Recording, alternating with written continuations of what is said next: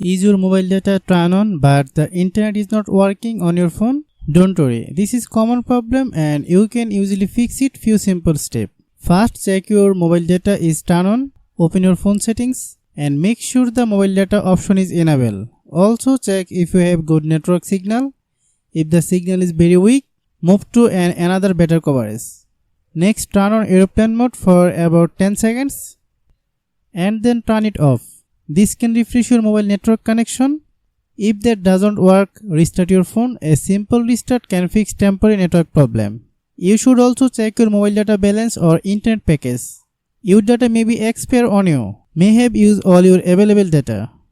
If mobile data is still not working, check your APN settings. Incorrect APN settings can prevent on your phone from connecting to the internet.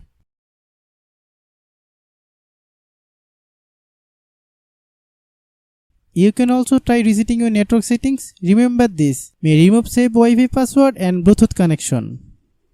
Finally, if nothing works, contact your mobile network provider to check for outage or account related problem. Try this easy solution to get your mobile internet working again. Hope you understand.